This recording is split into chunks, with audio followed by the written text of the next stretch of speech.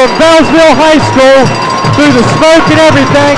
It's the 9-0 Monroe Central Seminoles against the 8-1 Beallsville Blue Devils.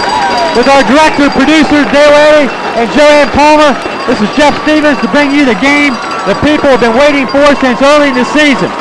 Joined tonight by Greg Shoemaker once again. Greg, tell me, as a former player and a longtime fan, how is this game different than the first 9 weeks of the season? Well, obviously, Jeff, Beallsville week. Both teams having great seasons so far. Beallsville at 8-1 and the Seminoles at 9-0. There's so much hype in both towns. You know, game after game, week after week, you expect your team to get up and rise to the occasion. But this is one instance that team's going to reach back for 110, 120%. I hope things come out all right here tonight. There's going to be times with all the noise we're going to be yelling back and forth at each other in order to be heard. So bear with us in case we repeat ourselves or yell kind of loud into the microphones here. With the coin toss going on out the middle of the field right now, the 6 seniors are out there, but you're only allowed 4 captains out at the actual coin toss. So the officials are talking about some things there, and we'll see. And we're not real sure who won the toss. We'll just, as the night goes along, we'll try to mention some things here. Like most people know what is riding on the game, what both teams have riding about it. We're relatively sure that Monroe Central will be playing next week in the playoffs. Maybe toward the end of the evening, we'll talk about some possible sites and some things there. Officially, we won't know the answer to that until sometime late on Sunday. So we're just moments away from the action here.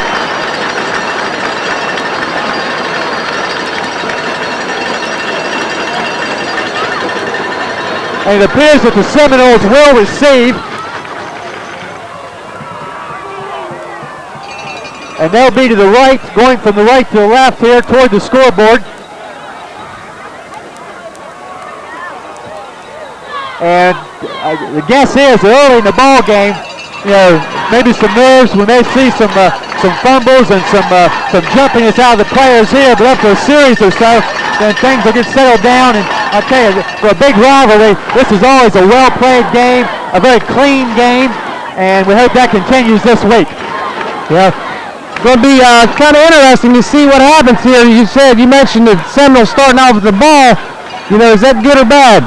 You want your offense to have the ball with all the pregame jitters and everything. You come in so excited, maybe it's better to be on defense. But, you know, you never know. Both teams have gotten a lot of mileage out of their defense this year. But we've seen the Seminoles take that opening kickoff many times this year and drive down and get on the scoreboard with that first possession. And in a game like this, scoring first, it's an old cliche, but scoring first is big. For Beallsville, number 34, Rick Mead, will kick off. And deep for the Seminoles will be Dustin Robinson in the middle, flanked by Kramer and Weddle. And we're ready to go. The fans are ready, the players are ready. And Mead's kick is over to the right side. Hughes will pick it up. He'll sidestep a couple tackles and be pulled down by number 21, Jeremy Wheeler. The Seminoles will put the ball in play, 1st and 10 at the 30-yard line. Good move by Dustin Hughes on that, not letting the ball go over the head. We've said past few weeks how a couple of opposing teams have been letting the ball hit instead of catching it. We have a power wing formation for the first play of the game. Joe Kress under center. He'll give to Shoemaker to the right side. He's got running room. He'll be driven out of bounds on the far side. It appears good enough for the first down. Number 37-yard line, excuse me. We can't see the tackler there. And they lined up in the ring with wing right power position and run a quick toss instead of running that off tackle play that time. That's something a little bit different though with a toss to the fullback. It's a first down out across the 40-yard line at about the 41. The backs are now in the I, slot right formation. We have movement on the line, and whistles and flags will stop play. I saw movement in the Beallsville line that time. Like I said, we don't have a real good angle, can't see. We're, might as well say, basically ground level here. Might have been something on the other side. We'll wait and see. with a dead ball encroachment penalty against the Blue Devils. The 5-yard penalty will move the ball out to the 46-yard line, where it will be 1st and 5. Where the down people on the far side for Beallsville break into the neutral zone, and that stops the play immediately. Back in the same formation, slot right. This will be Robinson. He has a hole. He's across the 50 to the 45-yard line, 1st down. Brought down by number 36, Stuckey, and someone else there, but it is a 1st down for Dustin Robinson into Beallsville territory at the 45-yard line. Dustin's probably having flashbacks of last year when Luke Shoemaker was hurt with the wrist injury, and Dustin had one heck of a game last year, and that was one of the plays right there. He broke off for a couple nice gains. Once again, slot formation to the right. Hughes spread over in front of the Beallsville bench. Weddle in the slot. And this is Shoemaker. He's gone. Forget. Touchdown, Monroe Central. And we've got late flags. We've got late flags, so we'll have to wait and see what this is all about.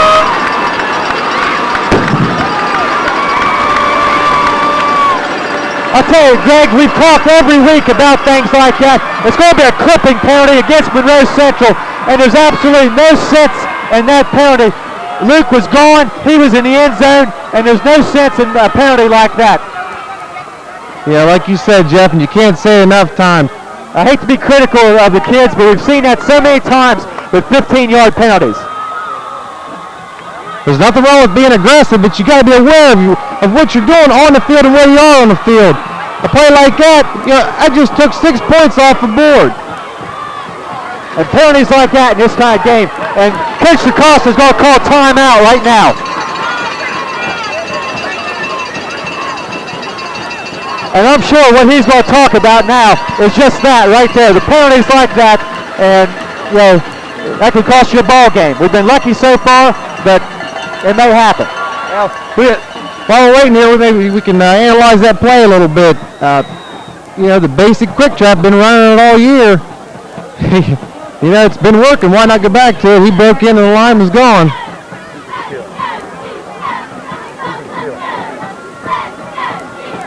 Okay, the result of the penalty, 15 yards from the spot of the infraction, will take the ball back to about the 44-yard line, and it'll be 1st down, and be 9 yards to go. But as you said, that's 6 points off the board. 6 points you needed at this early stage in the game. That's 6 points. Kick the extra point, you got 7. You're kicking off, a minute into the game. Okay, we're back ready to go. Now Coach DeCosta is back to the sideline. And we'll get a slot formation to the left. Hughes out here to this side. Weddle's in the slot.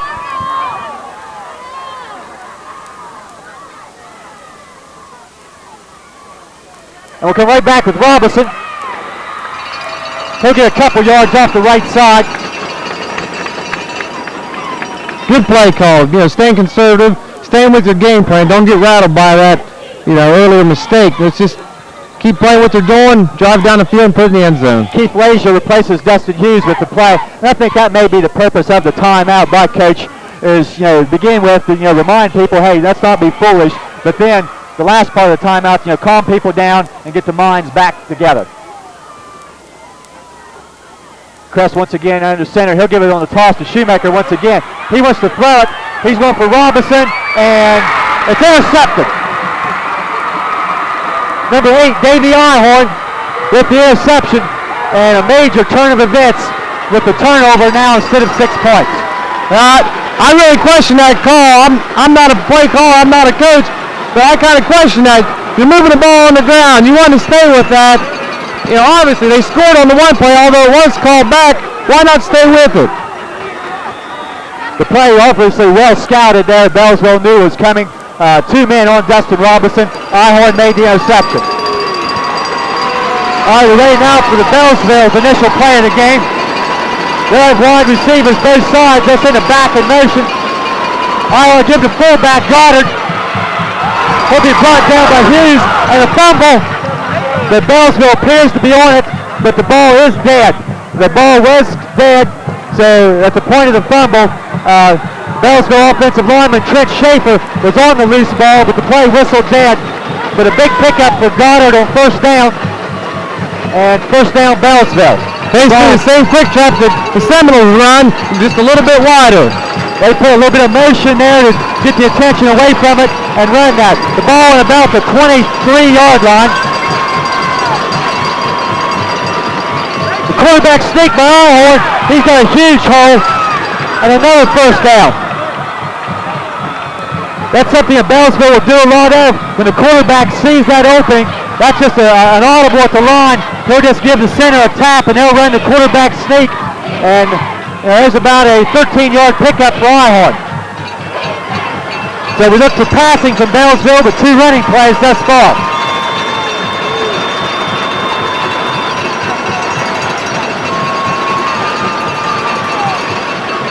They give to Goddard once again off the left side. He'll be brought down for no gain. Shoemaker on the tackle. Let's give him a yard. Maybe 2nd and 9. Same little running play the opposite side that time. Backside linebacker cut that one off.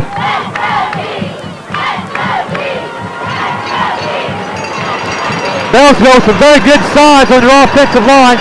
They've scored a lot of points this year.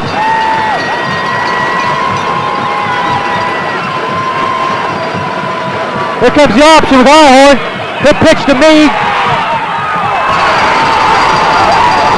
And there's a big-time play. Eric Kramer. Very good defensively that time. Jeremy Kramer, Eric's older brother, strung out the play and forced Ahorn to pitch on that one, and it was an awful deep pitch. Meade had a lot of room to work with, but like I said, he was 6-7 yards deep in the backfield.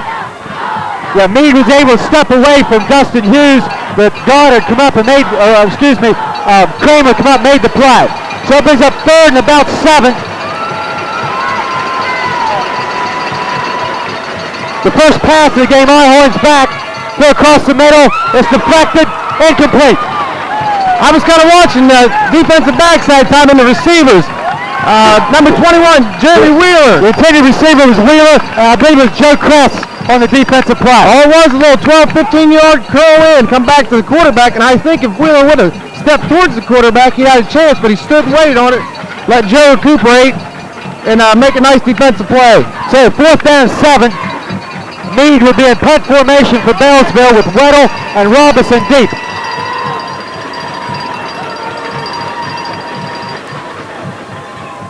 As a low kick,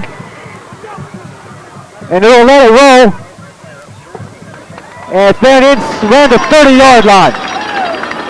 Again, I think the intention is kicking away from the return man. Having been with Coach Caldwell in the past, his theory on the punting game is give me 30 yards and out of bounds. And if you can get 30 yards, he's happy. And that's about what he picked up there, was 30 yards on that punt.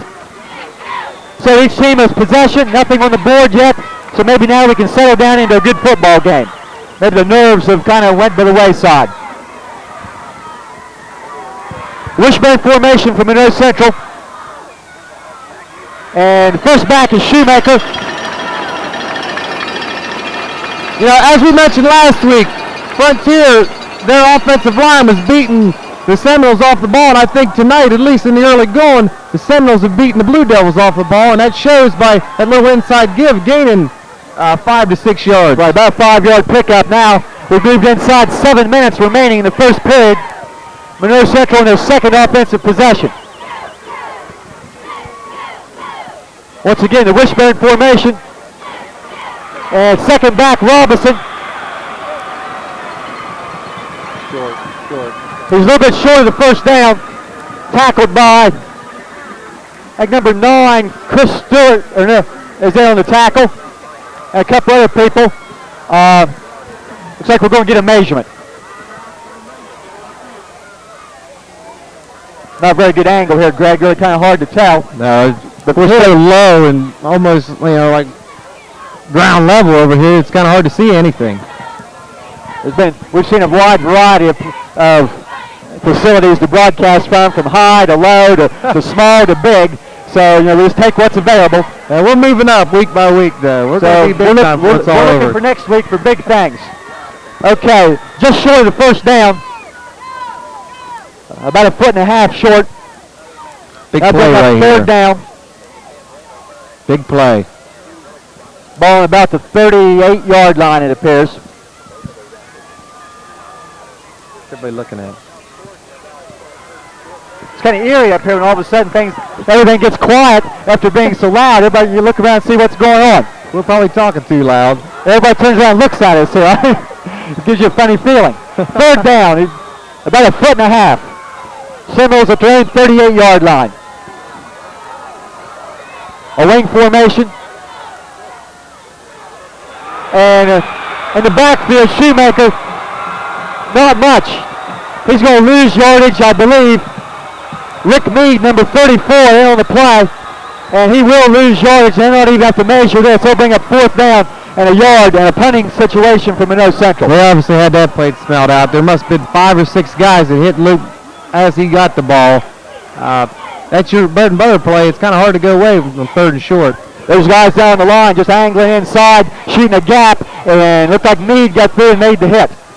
So Hughes in punt formation. The snap's a little low. A fair catch will be signaled by Ryan Caldwell. And that's a fair catch, and they'll stop the clock. And the people on this side hollering for a penalty. But no flag. That was kind of touchy. I mean, judgment call. Maybe he was just avoiding the punt team coming down. I don't know, but he did definitely take off with the ball. So, Beallsville, their second possession, put the ball in play at their own 32-yard line. As the noise picks up once again, we get the back knee in motion. They give to Goddard on the quick trap. He'll break a tackle and be hit. Kramer. Well, Eric Kramer with another nice hit coming up from his defensive back position. But Goddard will get out across the 35 to about the 37. It'll be second down and about 4. And the first play of the game, you'll send the back in motion, kind of divert the attention, and then run it the power with the fullback. And it's been a good play twice. And we get Meade in motion again, this time to the left. And they went the same way, the other side. This time, nothing going. J.R. Young, Luke Shoemaker. And on the play. Well, you got a feeling something's going to happen here before too long. They ran the ball. Beallsville run their strong, unbalanced formation to the right. Normally, at that time, they flopped it and ran to the left. And it's the same linemen as to the right. They just changed sides of the field to the left. And not so much luck that time. Give Goddard about a yard, third down and 3.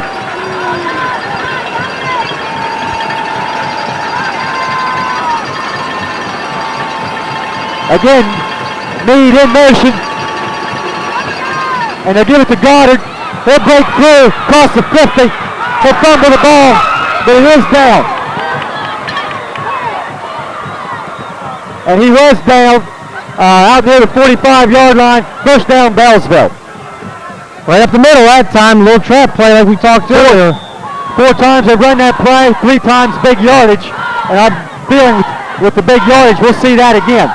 Probably many times. You can bet on that. I think people here, as I mentioned earlier, caught a little bit off guard, looking for a lot more passes out of Beallsville. The Seminoles in a pass defense, and Beallsville crossing it up with the running game, attempting just 1 pass so far. Once again, we get Meade in motion.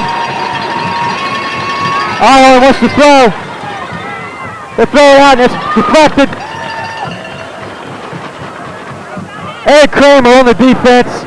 He'll knock it down. The intended receiver is Ryan Caldwell, number 22. I don't know about you, but I didn't even see him standing over there when they threw the ball. Was he on the sidelines? He splits out wide, kind of mixes in over there with those other 3 jerseys there, and it's hard to see. But once again, Eric Kramer made 2 or 3 big plays. So second and 10.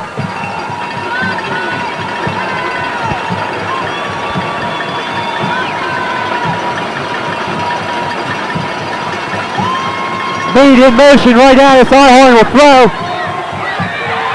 Under pressure. And have to scramble away from pressure. He's looking for his tight end, number 32, Jason Albrig.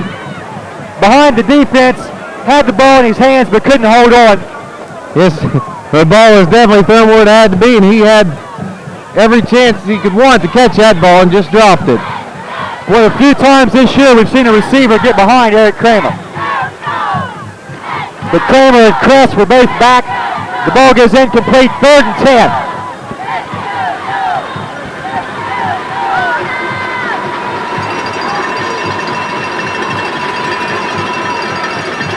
They come with motion by number 21, Wheeler.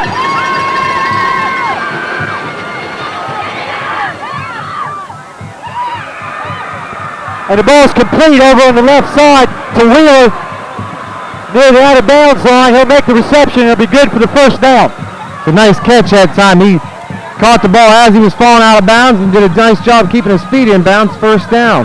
Ihorn was able to step away from a little bit of pressure and get outside and find his receiver. And number 22, Ryan Caldwell, number 21, Jeremy Wheeler, probably the finest 1-2 receiving punch anywhere in the OVAC. They're both with a lot of receptions this year.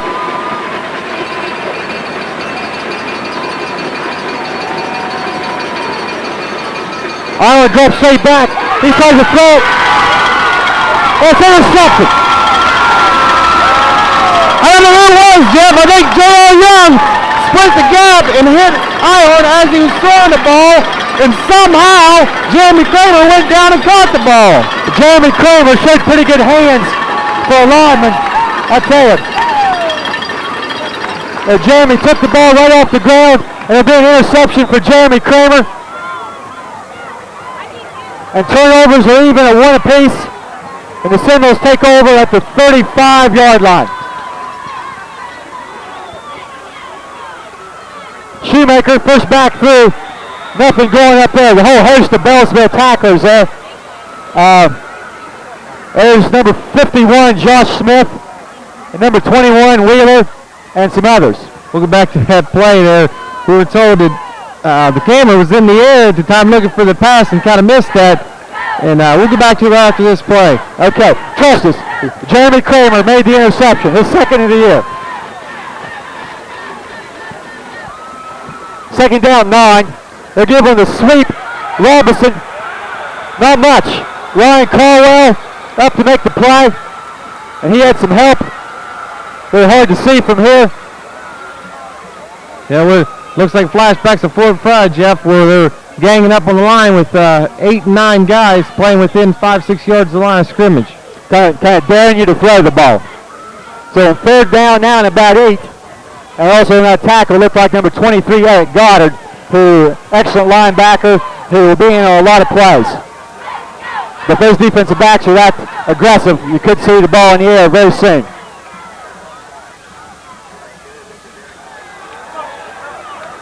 Chris goes out here, complete.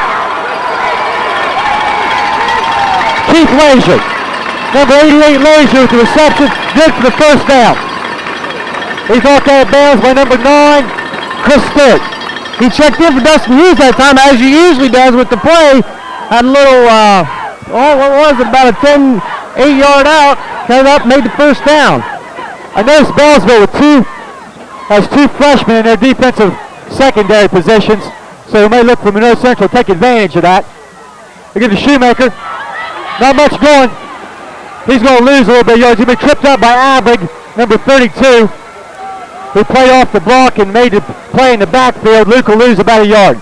Well, I didn't really see what happened. That's that play where they pull the backside guard and tackle, as we talk about week to week, because it's such a good play. I didn't see him that time. Yeah, it looked like somebody didn't get out there. So they hit the 1 minute mark remaining in the first period. 2nd and 11.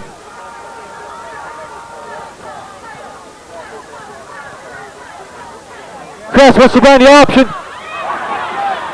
They really string it out, and not much going. Dustin knocked out bounds over on the far side.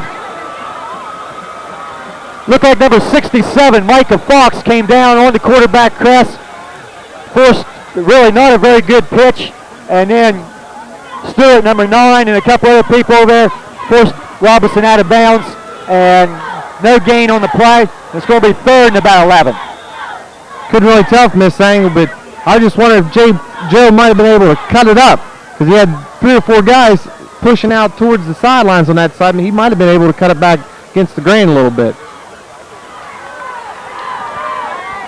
And we're going to get a slot formation to the right side. Dustin Hughes, the wide receiver.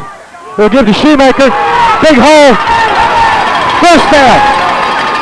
Nice call. Like I said earlier, they've been playing that 8-9 man front. They loosened it up on 3rd and long, thinking to pass. Coach Lacosta sends in that little trap play, but for about 13, 14 yards and a first down. Beallsville probably looking for the pass on 3rd and 11. Once you make the blocks up on the line, get through the secondary, you've got some running room.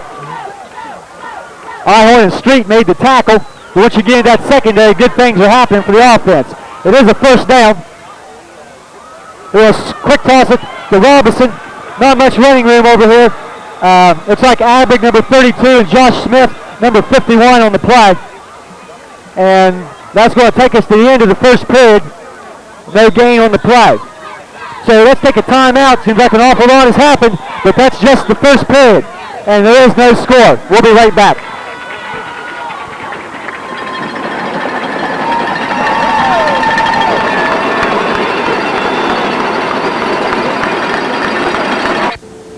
Maybe you already knew that Woodsfield Ashland has 100% pure gasoline along with kerosene and diesel fuel, and about their drive-thru where you can pick up your favorite snacks, slushers, legal beverages, or pop.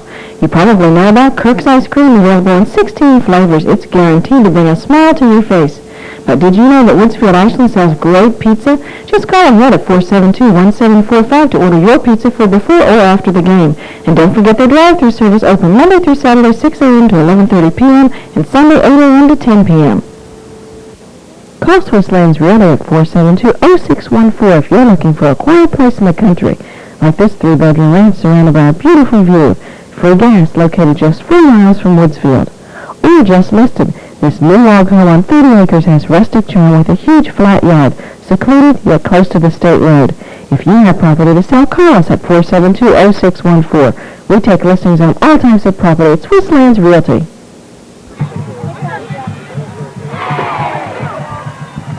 Okay, we're back for the second period with a couple of those nice runs there in the first period.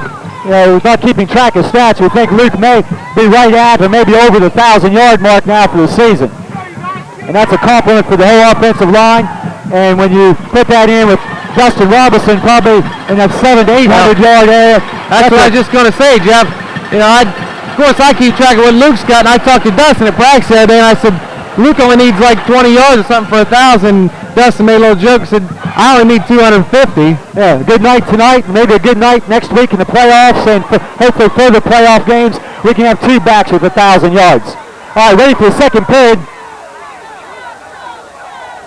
And Shoemaker hit in the backfield. Micah Fox, number 67, practically untouched, and Shoemaker's going to lose 5. Well, maybe he's under 1,000 now. Yeah. But I'm not sure the exact number. But good job defensively by Micah Fox, and a poor job by somebody on the block, and Fox was right there and made the play. So that's going to bring up another 3rd and long situation, about 3rd and 13. Lazier wide to the right. Crest drops back, wants to throw. Under some pressure, we've got a flag down. He's going to get the ball off here to Robinson, and the player will lose yardage. Most likely a holding penalty, which will be declined. But we'll wait and see what happens. Yeah, I kind of figured that. And that is the case. They had 8 guys coming that time.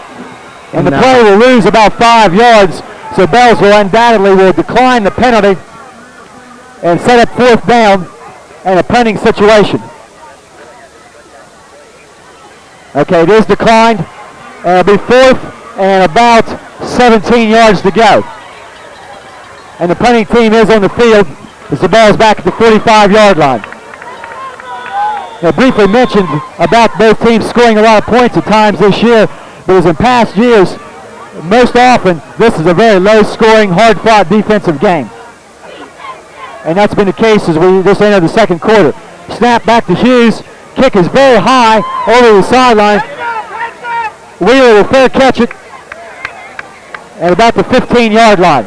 Very nice kick on that one, wasn't it?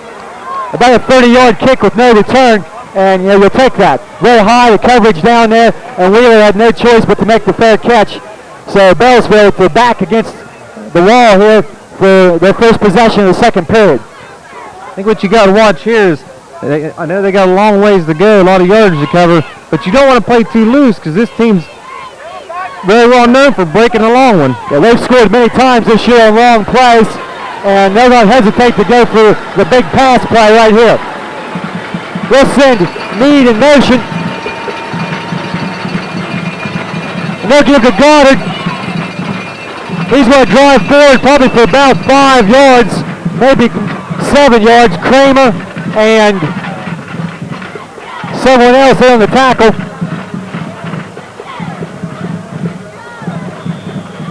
They're about a 6-yard pickup for Goddard, and it's been the same thing every play. You know, they run the back in motion, give to Goddard on the little trap play, and big yardage. We're going to have to stop that play.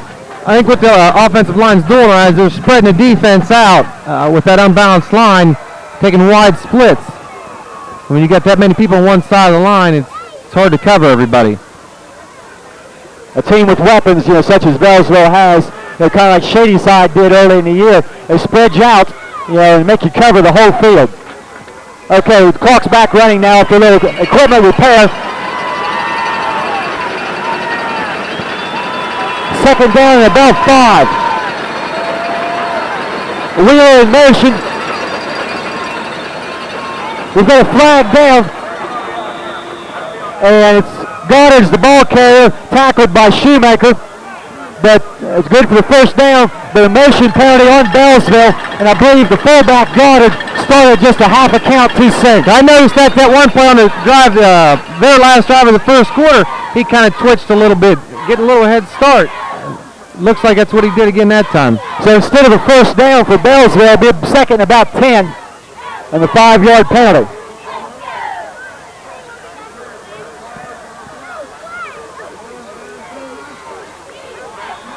Looks like Chad Yoho has checked in on the defensive line, replacing Jeremy Baker. Wheeler will come in motion to the left. Ihorn keeping, throwing, complete. And a nice throw by Ihorn, a nice catch by Wheeler over on the sideline. And getting both feet in bounds. The ball just over top of Dustin Hughes. And Wheeler made the catch, good for the first down. Nice pattern and a nice throw. There's nothing more you could say about that. The defenders were in a zone, playing their areas, and the ball was thrown where it had to be. The ball could be thrown over top that defensive man, and the receiver to make the catch. There's not a lot you can do. So they'll put the ball out to about the 34-yard line. Meade in motion once again. They'll give to Goddard, and he'll be hit and dropped. Shoemaker and Hamilton, along with, I think it's Yoho, and on the play. Don't be surprised to see a little play action off that play, down the road here in the second quarter. They're running the heck out of that play. I think what you'll see is with Meade in motion, the fake there to Goddard, and they'll throw their little quick out to Meade or to the receiver on that side. A lot of different options that they have. So during the backs of the eye, the Wheeler will go in motion to the right. And they'll fake to Meade and throw across and deflected by Dustin Hughes. Same play to this side. They ran over there that time. It looked like Wheeler was the intended receiver. Hughes was able to react and knock the ball down. So that'll bring up 3rd and 10.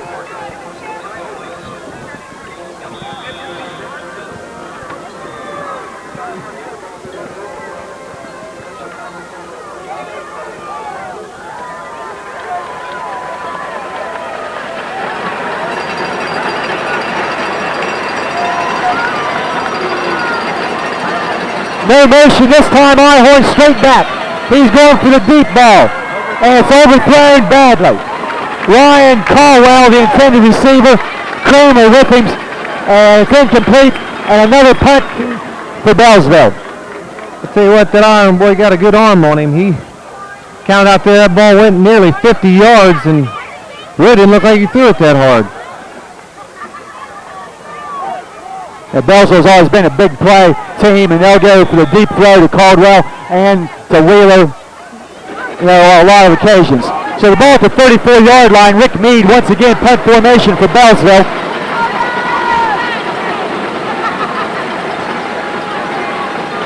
And he's angling over to the side, and the ball's going to hit and get out of bounds here at about the 37-yard line. And it'll be about 29-yard kick. And you're out of bounds with no return. So the Seminoles in decent field position with 8 minutes, 43 seconds remaining in the first half. Right here's where we need to put a little drive together. Even if we don't score, we need to get it down deep. Keep them in that end of the field. Play a field position type of game. No score in the ball game. They get the chain set. The official still over the ball. Again, Beallsville with a lot of people up within 3 yards of the ball.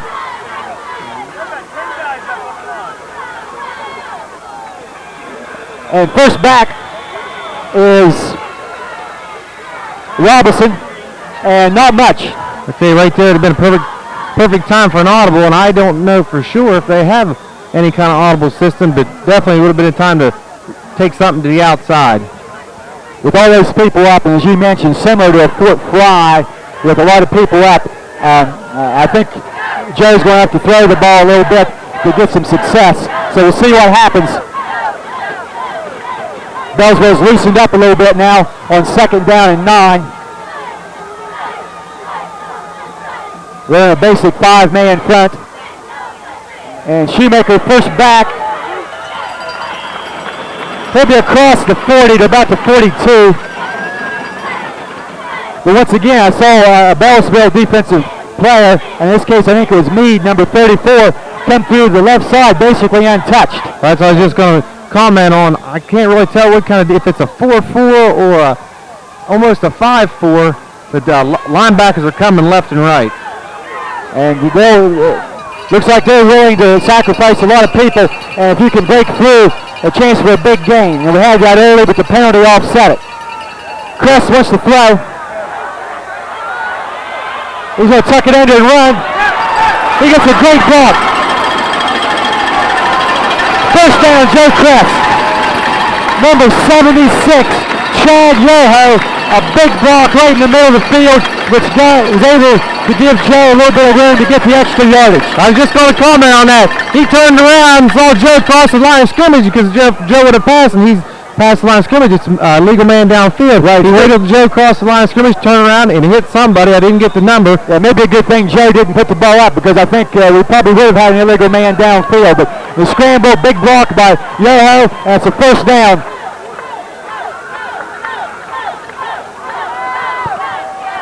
Crest to throw once again. Set up a little screen. And it's incomplete. It was there too, Jeff. They had 1, 2, 3, 4 guys out front, and only 2 Beallsville players was in the vicinity. If Luke could have caught that ball, could have turned around and had a good 15, 20-yard gain. Looks like maybe Joe got kind of tangled up with the official right there a little bit, but then the pressure is in, and he really had nothing to do. Well, in effect, that's going to help him a little bit because it's starting to loosen the defense up for them running that little trap play and dives, and second man through to Dustin. 2nd and 10. Again, both ends now will be tight with a wing formation as Weddle.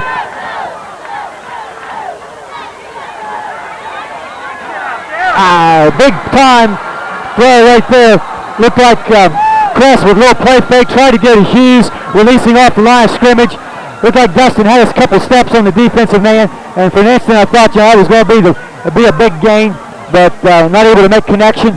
It'll be incomplete, and that's 3rd down. That's a good call, though. I like the call.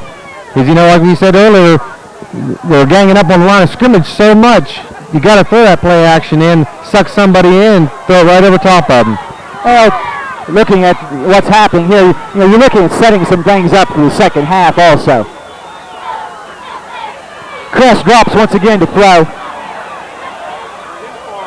Out here to the right side, off the hands of Leisure. He was near the first down marker, defended by Stewart, number 9. That was a nice throw, just a tad too high for Leisure to snag onto that one. So they'll bring up 4th down. With a little bit of yardage gained there now. Hughes will be in punt formation from the 47-yard line. And once again, an opportunity maybe to pin Beallsville back inside the 20.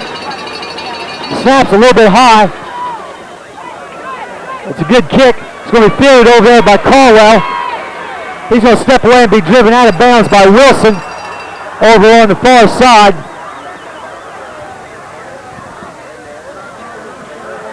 And we'll wait and see where they mark it, what the yard line is. 25-yard line.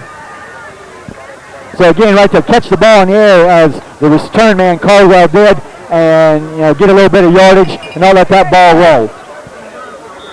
So still, not real good field position for Beallsville now. The possession was 6 minutes, 28 seconds remaining. We're still in the first half.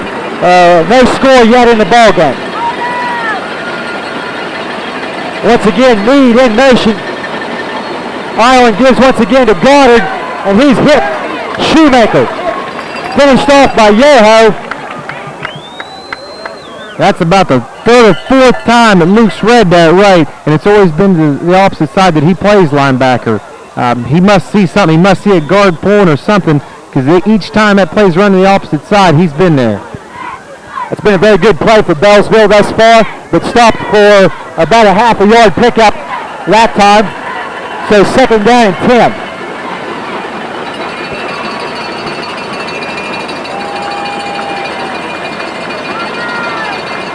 Wheeler in motion to the left. They'll give to the tailback. I believe that's Meade. They're definitely trying to establish a running game. But again, like you said, first half trying to set up something for the second half. Tackled by J.R. Young. About a 4-yard pickup, bring up 3rd and 6. Maybe the first carry we have seen out of the tailback thus far tonight. It's been basically the fullback.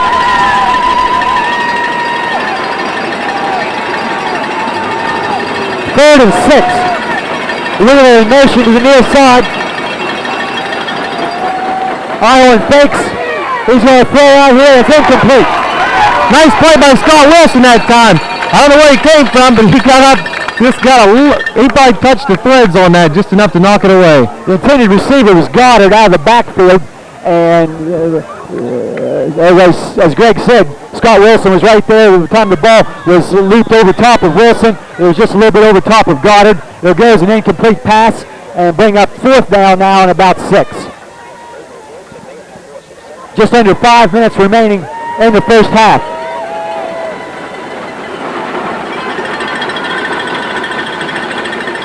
There's the kick, and Weddle will let it hit. And that's a mistake. We talked about that just a little bit ago when the Seminoles punted. He lost all 12 to 15 yards on that by not catching the ball. So nice punt. About 37 to 40-yard punt there by Meade with the extra roll. And what could have been a break for Monroe Central in the exchange really becomes a break now for Beallsville. With 4:45 remaining in the first half, Monroe Central will put the ball in play at their own 28-yard line.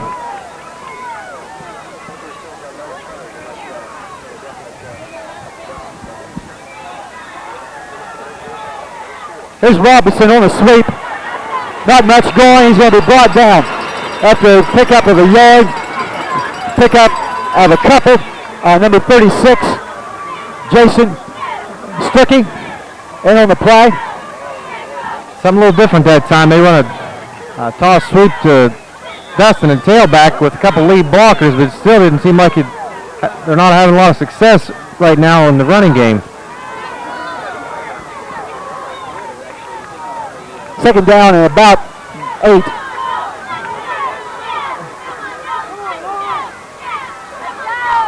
Chris slips down and maybe even fumbled the ball, I believe. Going to be recovered by Yoho, but it will be a loss on the play. I'm not sure what the play was. Little miss exchange, and it's going to be third down and about 12.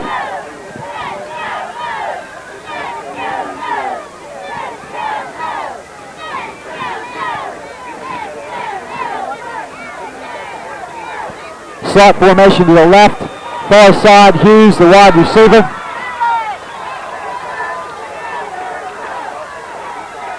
Crest the throw. He's going to run. Not much going. He's going to be hit and dropped the backfield. Number 51, Smith, and number 21, Wheeler, there to make the play. And bring up fourth down and another punting situation from Monroe Central.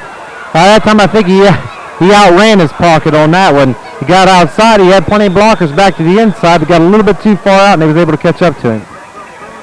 So fourth down, Dustin Hughes once again punt formation from his own 25-yard line. Need Dustin to really get into one here. A little better snap. And the kick high, end over end. Wheeler, the fair catch back at his 47-yard line. About 28-yard punt for Hughes. So the change of possessions. Pretty good field position for Beallsville. With 2 minutes and 29 seconds remaining in the first half.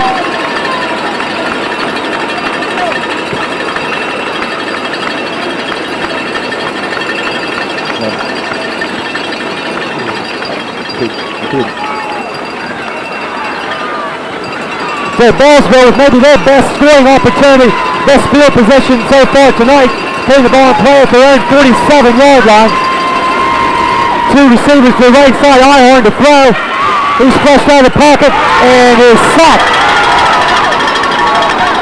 That right there, Jeff, was a covered sack. He probably had a good 8 seconds to throw the ball. Let the line, the defensive back did a heck of a job. Let the line get in there and sack him for. There's some people in on the play. About a 4-yard line there. Kramer and Eric Hamilton finished him off with a big hit. And Eric, I know, really likes that to have that quarterback there and to be able to deliver that big blow. So a big sack by the Seminole defensive line. And as you say, Greg, credit the secondary for great coverage. We're inside 2 minutes now. Second down and 19.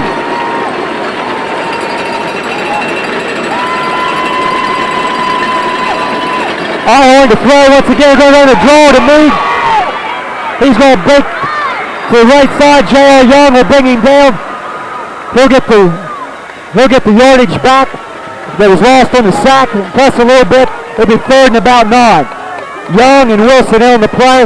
Third and 9 with less than 1:25 remaining in the first half. Beallsville still with all 3 timeouts remaining.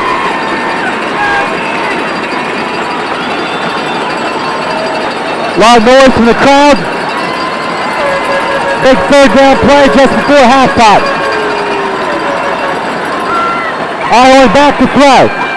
He's under pressure and incomplete. Yeah, I saw the ball hit the ground. That they hit about 2 yards in front of him and steered right into his arm. Fourth and 9 with 56 seconds left. Beallsville forced to punt. Not a real popular call on the far side by the official that was on that side, but I do believe a proper call.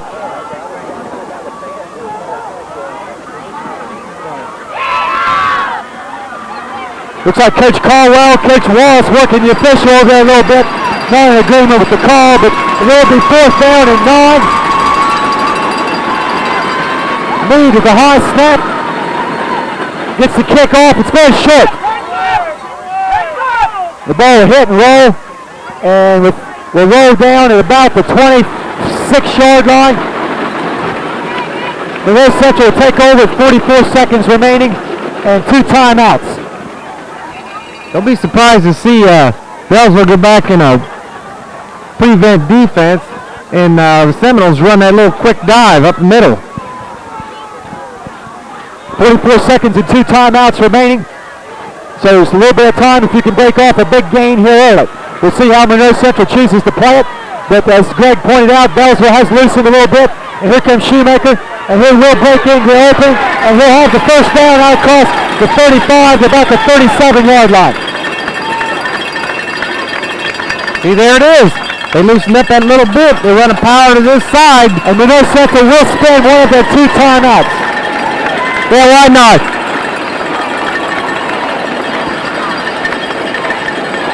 Okay, we'll halftime. We'll keep it right here. Very quick first half so far with all the running game and no scoring and really very few penalties with the exception of the crucial penalty against Monroe Central in the opening possession, which cost us a touchdown.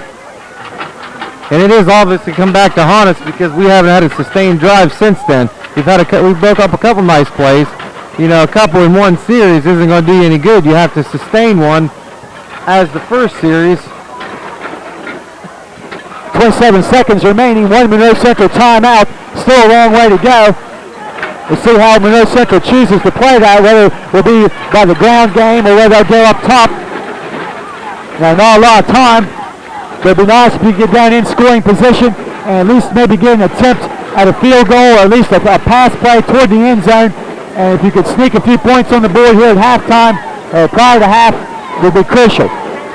Both defenses playing just exceptionally well.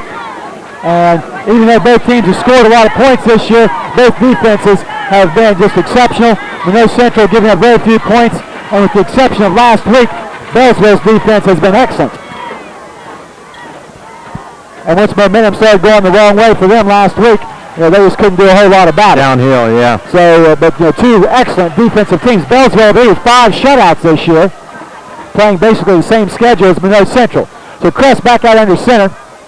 He'll drop the throw. He'll go across the middle and intercepted. I don't know if you saw the formation that time, Jeff. They had Dustin Robinson split out wide to the right, Will Weddle fullback, and Luke Shoemaker tailback. And all it was is a 5-step drop, letting Dustin Robinson do a little slant pattern. He bumped it once and tried to pump it in there a second time. He wasn't open either time. Well, the danger of trying to get on the board with very little time left. Now Beallsville has an opportunity, but the clock is running with 15 seconds left. So Beallsville may be content just to go in at halftime, and we'll see. Ireland back, he wants to throw. He may go deep. They have a flag down. He'll throw down the flag for Meade.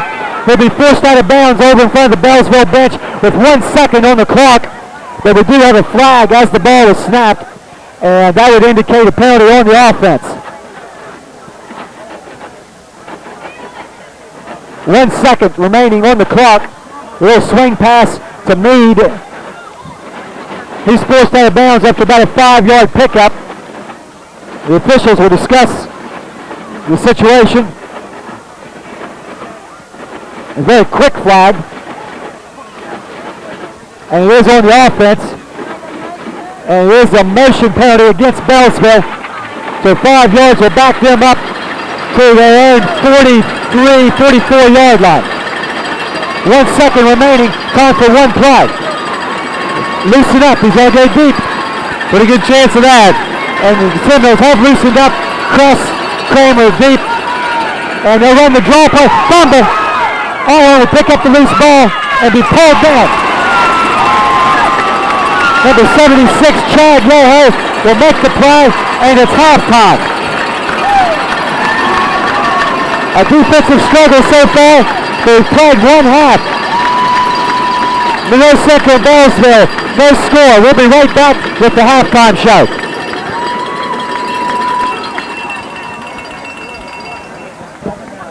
Westcourt Hair Fashions, newly known but the same in advanced high-tech hair care products and services. Westcourt is staffed with 10 highly qualified technicians to serve their clients' different needs. Products sold only in the finest salons include Nexus, Paul Mitchell, Brocado, each with a money-back guarantee. To keep that healthy look all year round, 2 Wolf tanning beds along with the best tanning and skincare products. Call 472-5350 today to get a new you at a new name, Westcourt Hair Fashions.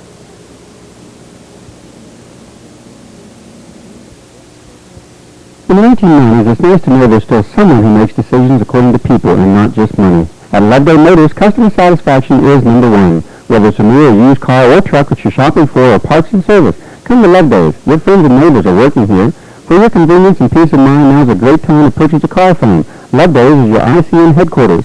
Ask about discounts available to Chamber of Commerce members. With factory-trained technicians, the latest high-tech tools and equipment, and genuine GM parts, why go anywhere else?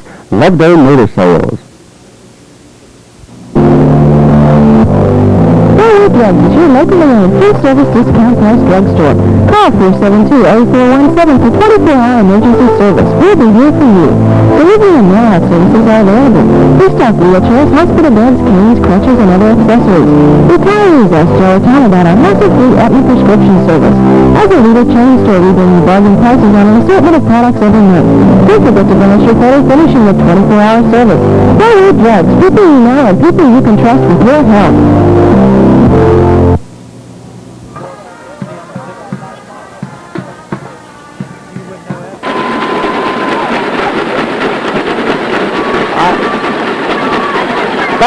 Back with you after a scoreless first half. And Beallsville will get possession to start the second half. A defensive struggle. Well, Greg, what can either team do to loosen things up and get some points on the board? Are we headed for a scoreless overtime game? It's hard to say. As soon as I say it needs to be a big play to really break something open, somebody's going to have a sustained drive. I think somebody needs to get something clicking here. I think defensively for the Seminoles, they got to watch that little trap play, but be conscious about the passing game. Offensively, somehow you got to get your running game going. Okay, we'll see what happens. As I said, Beallsville will put the ball in play first, so Joe Kress will be kicking off. And the defenses have both shined. Seminoles apparent touchdown, their initial possession called back by a penalty. Beallsville really not able to sustain any long drives. I'm not sure if they ever was able to get farther than midfield. So maybe one of the defenses can step up and make the play. You're always worried about going into the second half, with somebody making the big mistake. Beallsville with a turnover on interception. North Central with a couple of turnovers on interceptions, and you just hope that another turnover doesn't cost you the game somewhere here. But Joe Kress preparing to kick off. Deep, Ryan Caldwell in the middle, flanked on the far side by Rick Mead, and the near side by Jeremy Wheeler. And we're ready for the third period of this scoreless game.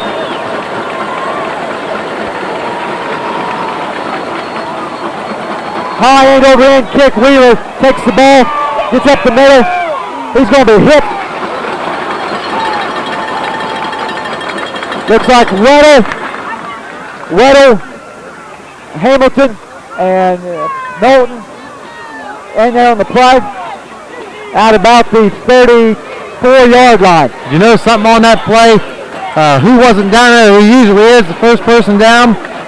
Wasn't sure. We're used to seeing Scott Wilson down here. Exactly. I thought he got double teamed that time. Maybe they saw something on film. All right, Beallsville put the ball in play. First play of the third period. Wheeler coming in motion to the near side. They'll give the ball to the tailback Mood. He'll step away from the tackler Robinson. Be brought down by Wilson and Young.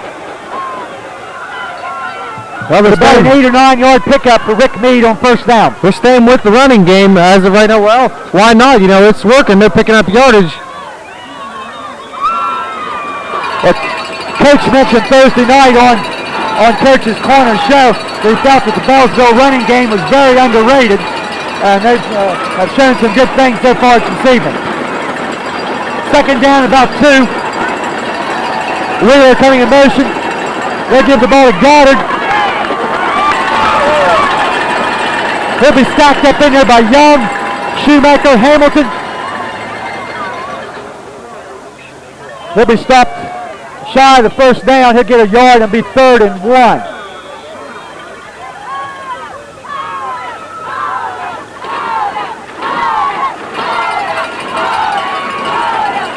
The ball about the 38-yard line. Again, the Devils with wide receivers to both sides. Ahoy will sneak it. And he has enough for the first down. About 3 yards by Ihorn on the sneak to the 35-yard line. Little quick count there by the Devils. And Ihorn just taking the ball from center, going right up behind the center of his line and getting the first down. Kind of hard to stop that play. You know, in a regular defense, looking for a possible pass play, and he sneaks it off between the guard and center. Number 52, Chuck Hudson, the Blue Devils center, and he's able to move the guy out of there, and Ihorn able to pick up the first down. Wheeler in motion to the near side. Ihorn will sweep, they give it on reverse. Caldwell, he wants to throw it. It's complete. The Wheeler taken out of bounds over there by Kress. But the first big play of the evening by Beallsville, the halfback, an end-around pass. Ryan Caldwell to Jeremy Wheeler, and a big game. As I mentioned there earlier, in the first half, remember how we talked about setting something up? They kept setting that same play up, that little pitch play, gave it back, they're going back around the other side, and he threw the ball. The ball down about the 30-yard line. About 25-yard pickup on the end-around pass from Caldwell to Wheeler. The Blue Devils in business. Meade in motion to the near side. They give it to Goddard, far side. Shoemaker on the play. The ball's loose. Luke Shoemaker recovers. Who made the hit on that play? Luke Shoemaker with the hit on the fumble recovery. And a break. There's some discussion by the officials over there talking about whether or not he was down or not. But really, that's the third time we have seen the fullback Goddard fumble the ball. Twice he was down. This time he was not. Shoemaker making the hit and the fumble recovery. So Monroe Central now takes over. Robinson. Not much there. Hit in the backfield by number 78 and number 67. That's Schaefer and Fox. Dustin able to roll forward for a couple yards. You see the momentum is going to really swing in the favor of the Seminoles this time. Let's watch the line of scrimmage and see if we're getting off the ball, because that's going to be the key to this game. If you're going to come out and get something going, now is the time. After the turnover.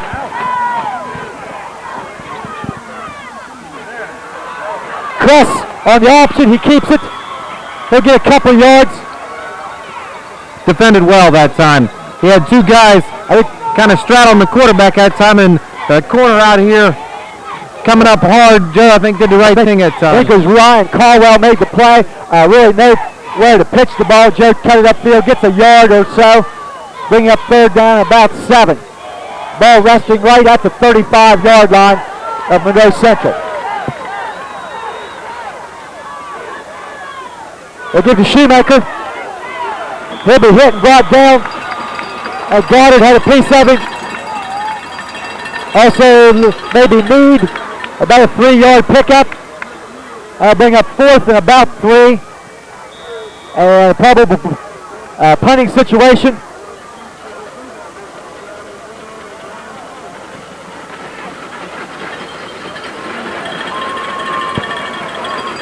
I think Dustin really did get into a good one here. Might give away in field position.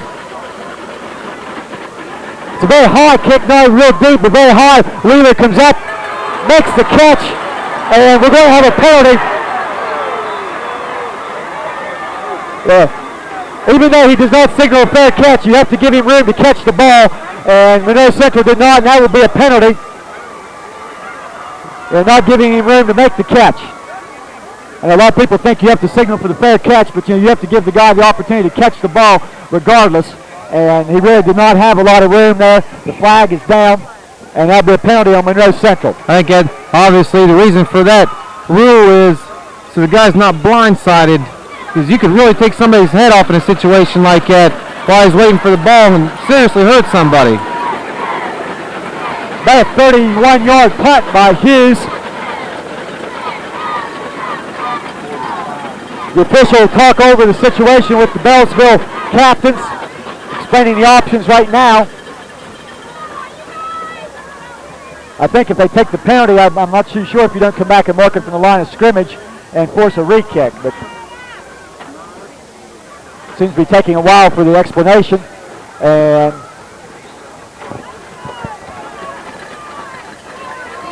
Looks like Ihorn's going to the sideline to try to get a little help in making this decision. And I think they're going to take the penalty. I see Coach Caldwell signaling over there.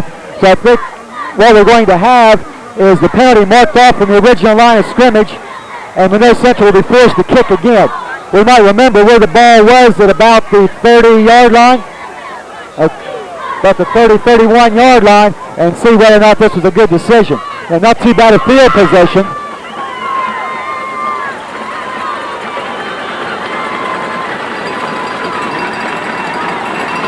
They marked off 15 yards for interfering with the chance to make the catch. So we'll kick it again. 4th down, now in about 15 yards, 18 yards to go. And good Dustin get into one here. The deep receivers, Caldwell and Wheeler, on about the 45-yard line. And, well, a good decision by Beallsville to force the re-kick. Ball off the side of the foot.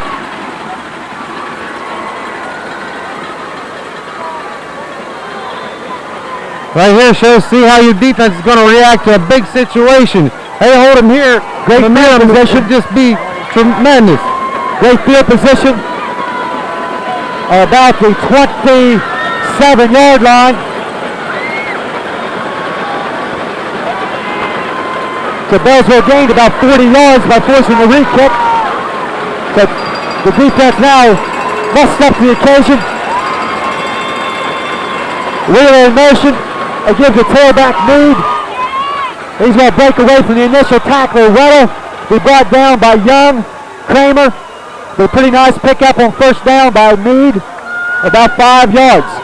That's what happens when you break that initial tackle at the line of scrimmage. That enabled him to get at least another 4 or 5 yards.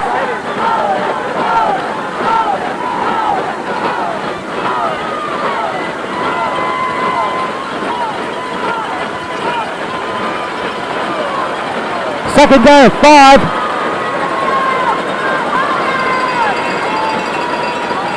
Two receivers to the far side. Wheeler back in motion. Give to Mead once again trying to get outside. He's near the 1st down before being brought down by Young and Wilson. And he has the 1st down. First half is the fullback. Second half it appears the Devils looking to go a little more tailback oriented. Their 1st down now at the 23-yard line. And Beallsville definitely with their first scoring opportunity of the night. And if it bogs down, Rick Mead is an excellent field goal kicker. So Seminoles are going to have to really suck it up and play tough now. Here comes the option. Ihorn. He's going to be brought down over there by Hamilton and Shoemaker as they strung the play out real well and really nothing there to pitch. Hamilton and Shoemaker making the play after about a 3-yard pickup. Yeah, he did string it out awful well to the wide side of the field. You're bound to pick up a few yards because there's so much area to cover out there. Ihorn did the right thing by keeping it and just getting up some positive yardage. I think you can look for Beallsville to come back to that option on the tight end side, which is their short side of the field. That's something they favored out in the past. Ihorn going down the line. He may be changing the play. He's going to give to Mead off the right side. Brought down by Hamilton, Yoho, and Shoemaker. It's going to be 3rd down as the ball now resting down inside the 15. 3rd down and 3. Make that near the 10-yard line.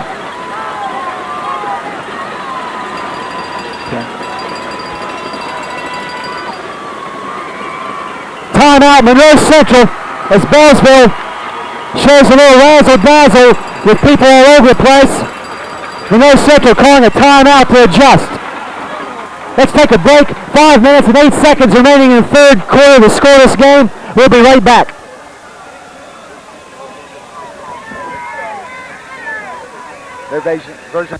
Enjoy good health and extra energy by joining the Swiss Ohio Racket Club, Under new management, they offer aerobic classes, basketball, and racquetball. Volleyball leagues are forming and will start the week of October 24th. 2-on-2 basketball leagues are starting soon, and kids aerobics begin November 7th. Babysitting also available. Stay in shape all winter by using the weightlifting equipment. Make your sunbed appointments now. New bulbs for a better tan. And team dances are back. Stop by our call today for new schedules. Swiss Ohio Racket Club. Okay, we're back. 5 minutes and 8 seconds remaining in the third period. That's that Monroe Central timeout. Beallsville with the ball, 3rd and 3. Ball just outside the 10-yard line.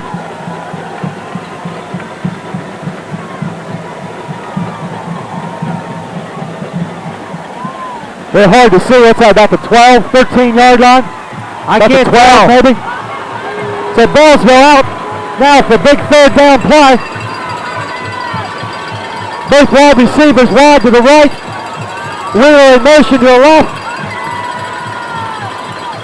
There's the option to the near side. Ahorn fakes, cuts it up. Touchdown, Beallsville. As just said, they really like the option play. Back to the short side of the field. And there it was. Ahorn cuts it up into the end zone for a touchdown. And with 5 minutes left on the clock, Beallsville breaks ice first, leading 6-0. Hey, like you said, you can't execute an option any better than he just did that time. Strung it out, waited for the perfect moment. Made a nice little cut up inside real quick.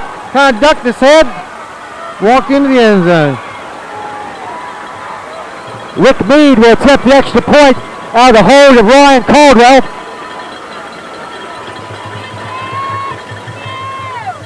And Mead's kick is good and long. Strong leg, Rick Mead. So Beallsville 7, Monroe Central nothing. We'll be right back with the kickoff.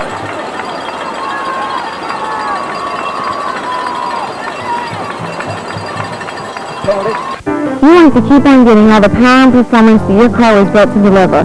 So use BP Super Unleaded Gasoline from Gentex BP.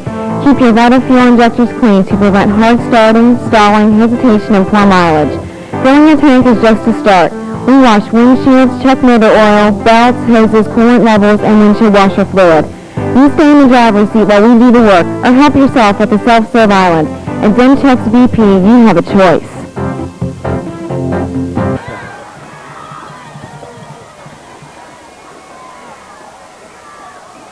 We're back.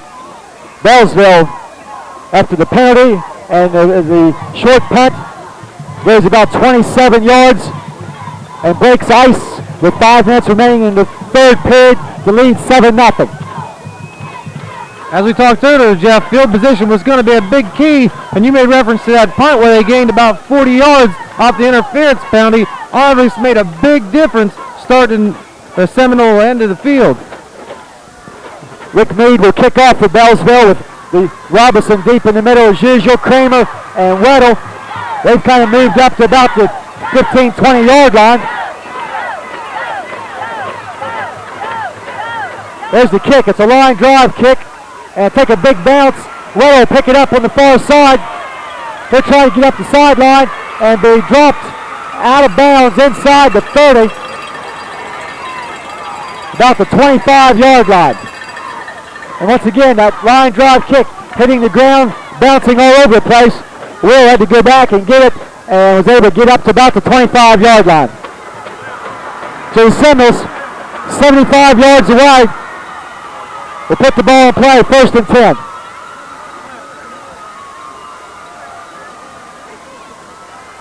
And it looks like we're going to have a clipping penalty, which is going to back things up even further. And it seems like every night, the big penalties, and as we stated earlier, we've been lucky so far that they've not hurt us, but tonight a couple of 15-yard penalties have been crucial. You know, this team doesn't seem to get a lot of 5-yard penalties. Everything seems to be the 15-yard variety. They're always crucial, too. Always seem to be at the wrong time. I guess heading penalties at the wrong time, but it's always on something deep in our own territory on a big play. So they'll back the ball up to about the inside the 15-yard line.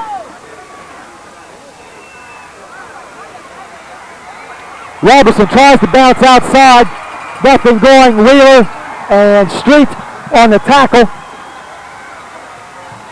Maybe a yard at best for Robinson on that carry.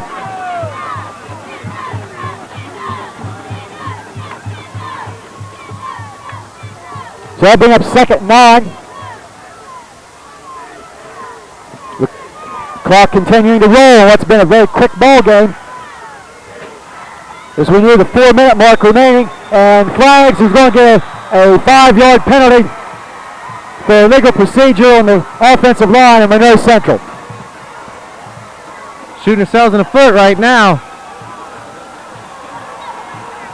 Monroe Central has been able to take advantage of other teams' mistakes and penalties all year, and as we've said over and over, a couple of crucial penalties here tonight, and you keep backing yourself into a hole. So 2nd down, 14. Ball's going to be back at about the 7-yard line. Crest wants to throw. It's complete and incomplete. Scott Wilson out here on the near side had his hands on the ball a couple of times and not able to hang on.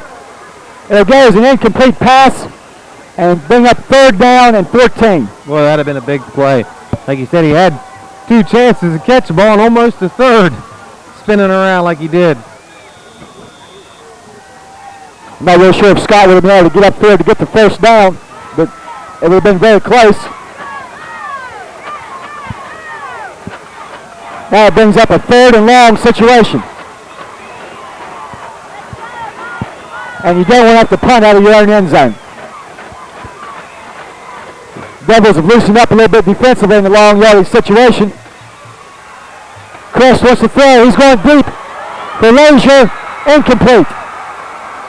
Ahorn and Stewart on the coverage. Now bring up 4th down. I tell you, Greg, they're going to come after him right here. I would look for Beallsville to put everybody up top and go for the block right here. Most definitely, leading 7-0 with 3:21 to go in the 3rd quarter. Deep in the Seminole territory. But we're going to put 2 guys back, so they may not come for the block. Good snap back for Hughes. And he gets off the high kick, not real deep. Ball bouncing around and be down by Kramer. But Beallsville, once again, excellent field position at the Monroe Central 35-yard line.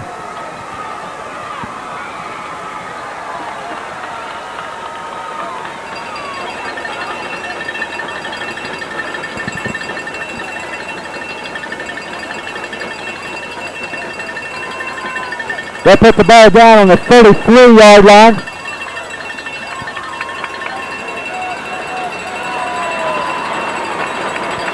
Beallsville on the attack once again. Ahorn drops back, gets a little bit of pressure. He gives it for Wheeler. The ball is complete.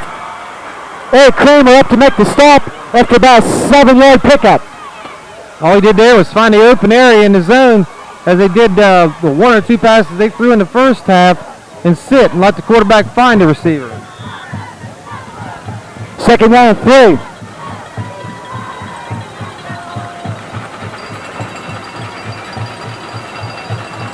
Both wide receivers for Beallsville wide to the right, with the backs in live. He's going to give the lead, and he'll be hit in the backfield. Luke Shoemaker will make the tackle for about a 3-yard loss.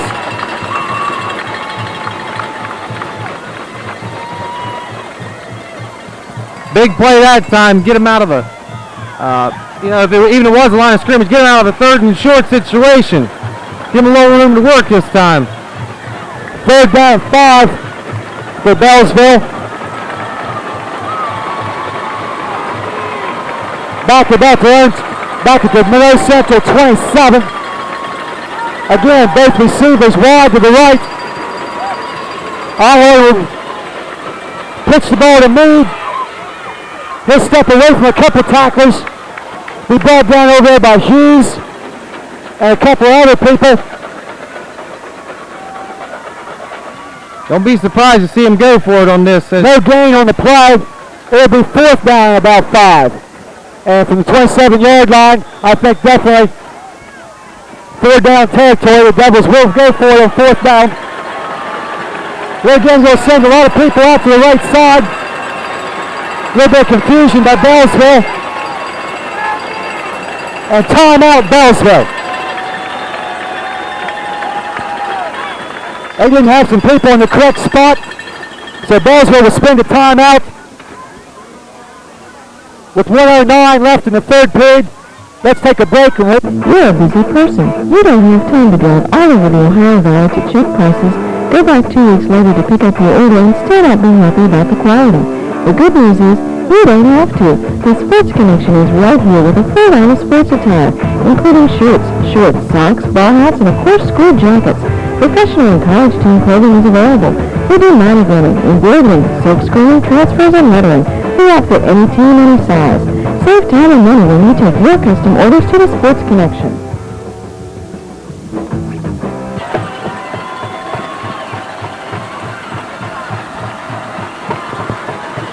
We're back. 4th and 5 for the Devils from the near central 27-yard line after the Beallsville timeout. They'll send a lot of people over to the right side. Kind of a spread formation. The quarterback all in the shotgun. Relay in motion. All on first and Wheeler complete for the 1st down. Robinson and Weddle on the play.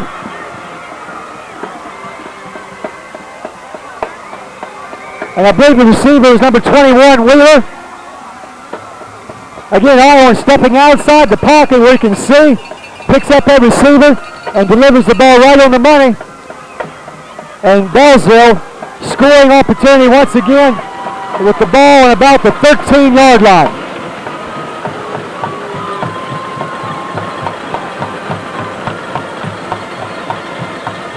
I want to give the lead. He'll break through and be hit.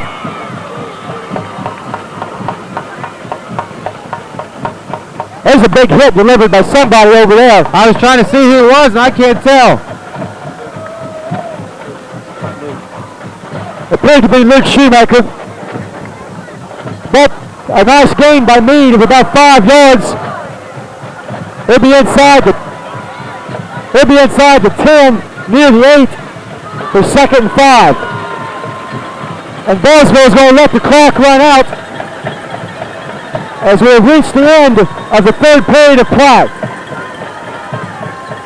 At the end of 3, Beallsville 7, Monroe Central nothing. We'll be right back with the 4th period.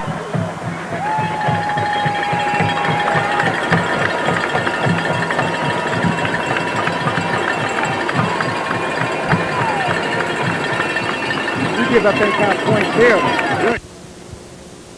These days it seems like everyone is looking for a bargain. You can spend a lot of time shopping for high quality and low prices, even for gasoline. Redhead in Richfield has 100% pure gasoline at low prices. While you're there, save on car care products, including oil, fluids, additives, and more. Soft drinks are discounted every day at the Redhead. Stock up on your favorite pop and snacks. Even Fido gets a break with Champion Dog Food at big savings. So stop at the Redhead today and save. The F.W. Shoemaker Insurance Agency was established in 1903. They have 3 agents and 3 customer service representatives to give you the kind of service you deserve. Being an independent insurance agency means they represent different companies, allowing them to compare for you. For all of your insurance needs, auto, home, life, bonds, business, or farms, contact F.W. Shoemaker Insurance Agency at 472-0876. We're ready for the 4th period. Beallsville knocking at the door once again. They'll have the ball 2nd and 5 at the 8-yard line. And if you give up points here, you go down 2 touchdowns. The Seminoles will have their work cut out. Defense needs to step up right here and make some plays.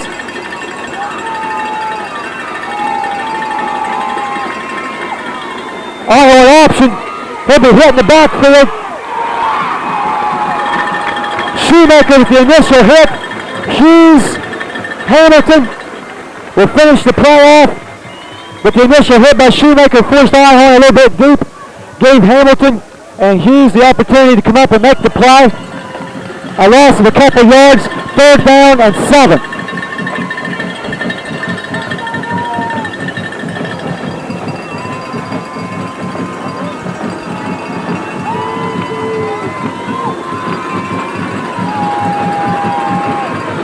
Fumble. And it's Monroe Central has recovered the fumble. J.R. Young. Right there, Jeff. That could be the break we need right now. Definitely coming away without Beallsville scoring any points. Now let's see if we can do something on offense. From that position on the field, Rick Mead, a very strong right kicker. Beallsville had a good chance to get 3 points out of that. Einhorn did not handle the snap from center. J.R. Young falls on the ball. The Seminoles will take over at about their own 10-yard line.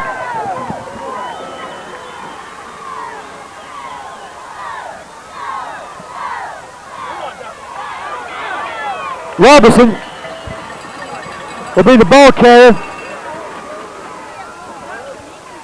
He'll get about 3 yards.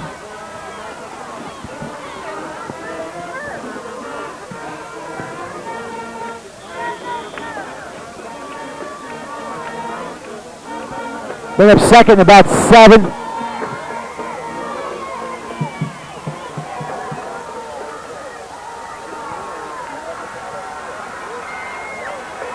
There's the pitch to Shoemaker, but we've got flags, we've got whistles.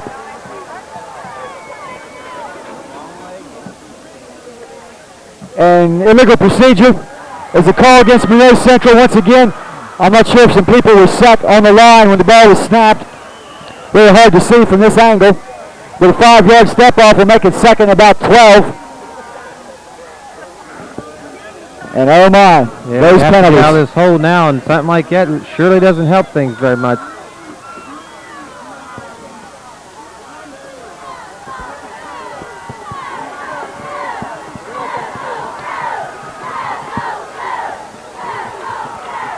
And we've got whistles and flags once again.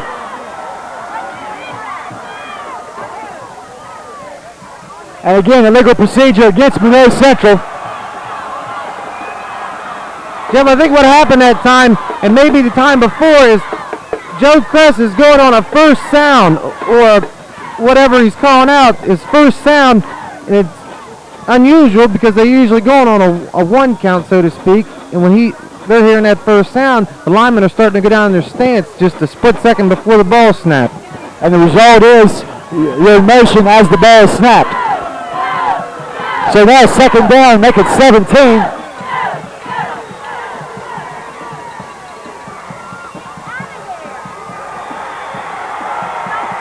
Not much going. Micah Fox, Josh Smith, and Rick Mead in on the play for Beallsville.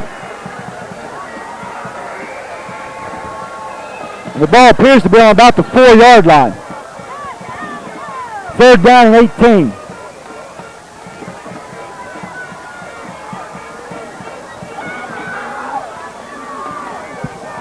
We're in the 4th period, 9 minutes, 15 seconds, and the clock running.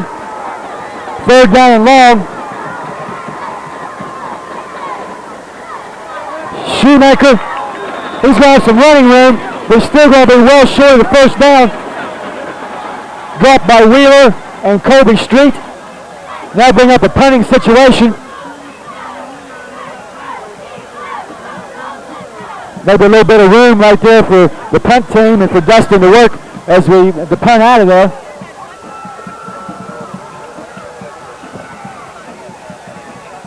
There's a snap back.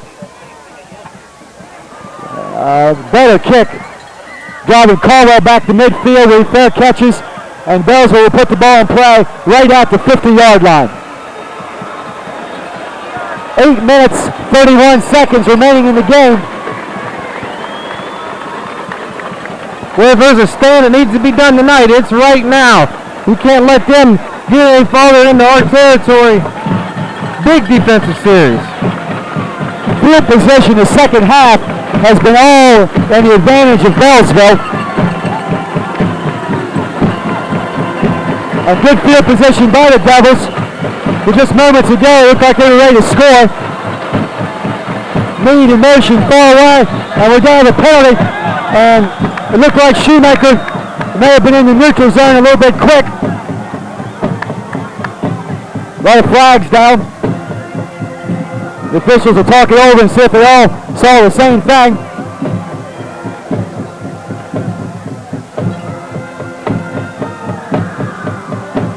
A lot of discussion for a simple 5-yard penalty. I think what they're doing there is Luke was jumping in there getting ready to blitz, and they're saying that the guard on that side flinched. And if they talk it over, they say no. 5 yards against Monroe Central. I think you're right. The discussion was whether there was any movement on the offensive line. We've seen Luke many times this year try to anticipate that count. That time he may have just faked himself a little bit too much that time and got caught for being in the neutral zone. So 1st and 5 for Beallsville now at the 45-yard line.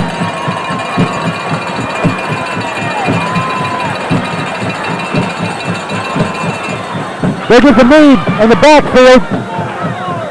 He'll break a tackle and get back to the line of scrimmage.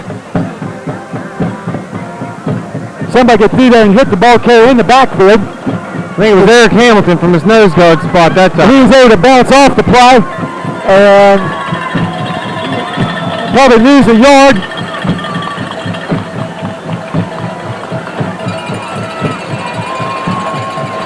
And the clock now becomes the enemy of Monroe Central as we've moved inside 8 minutes remaining. 2nd down 5. Wheeler in motion to the far side. Iron straight back. Wants to throw. Throws long and incomplete.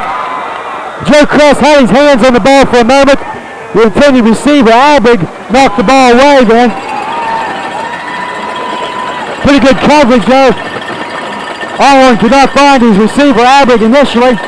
When he did throw it, Kress able to get his hands on it, but not able to hold on. I think what happened there with Joe was the defensive backs thought to jump and meet the ball at its highest point. He might have been able to run underneath that, but you can't take a chance to let the offensive guy catch up to you. So 3rd down now and 5. He mixed up in the backfield. Lee was hit. Stays on his feet and be brought down the backfield. Eric Kramer was there initially. Lee tried to step away, went into his quarterback Allhorn, and was finished off. It's about a 9-yard loss. Well, there's the stand now, Jeff. Now we got to get a decent return on the punt if we can and set up something for offense. Defensive stand right there, 5-yard loss by Beallsville. First of all, we need to catch the ball in the air if we can. Good snap back. Mead's punt is short. It's going to hit and roll, and it's going to hit a Beallsville man up close.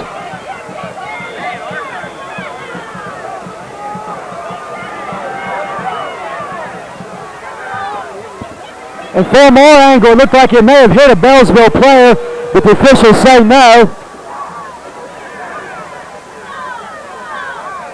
And we're going to get illegal touching the call. And we'll see what. And they're going to bring the ball back to where it was touched. And it'll be 1st down Monroe Central. Had me confused there for a moment, but they do bring the ball back. Looked like Ryan Caldwell was hit by the ball as it bounced up. So the Seminoles will put the ball in play at their own 23-yard line.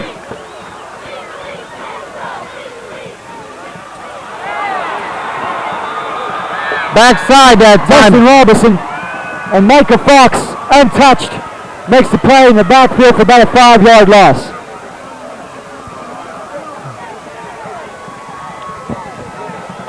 So a big play from one of the line positions right there by a senior for Beallsville, Micah Fox. And the result will be about a 3-yard loss. 2nd down and 13.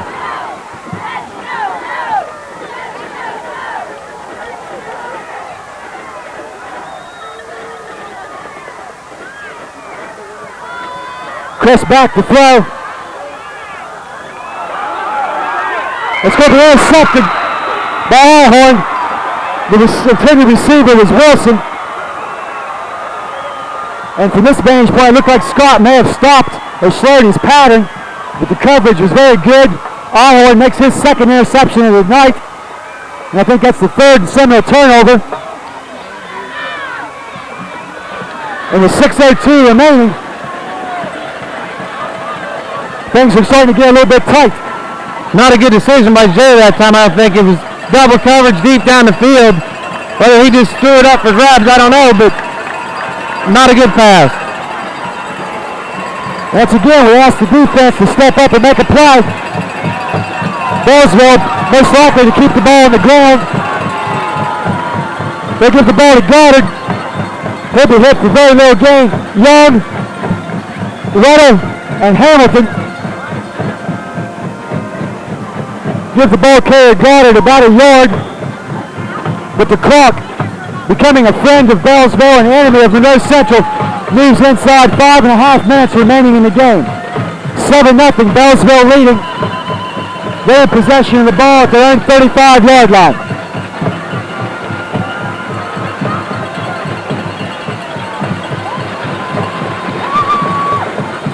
Pitch to Meade, left side. He'll be run down as he gets to the 40-yard line by J.R. Young.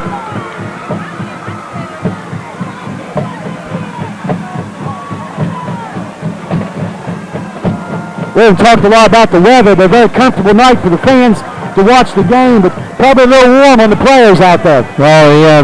This is football weather there. You wouldn't want it to be much colder anyway, and definitely not any warmer. Definitely a hard-fought game. 3rd down and 5.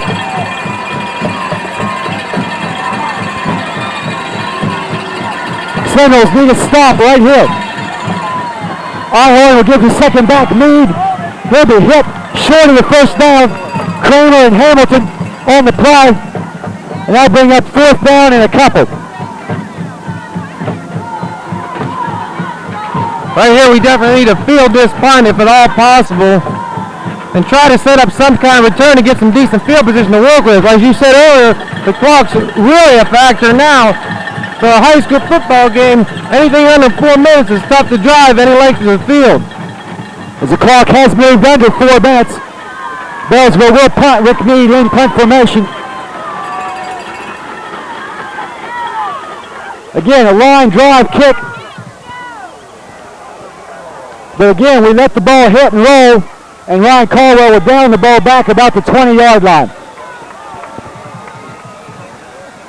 I know the coaching staff cannot be particularly happy with some of the decisions that has been made this evening. So now with 3 minutes and 36 seconds left, the Seminoles have to get 80 yards. And this is the time. You may not get another possession.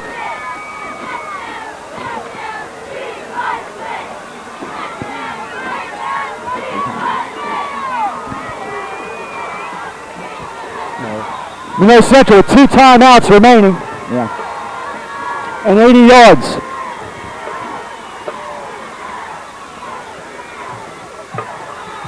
Cross back to throw. He wants to throw it for Robinson. He picks up a block and be pulled down from behind. Number 34, Meade, made the play. And what a big play that was. Dustin was, yeah, go ahead, Doug. Hey, he could have been off to the races on that. 2 blockers in front, 1 defender in front of those 2 blockers. You never know. Meade doesn't make that play. Dustin could be for a big game. But it is a first down, a little bit breathing room now out at the 36-yard line.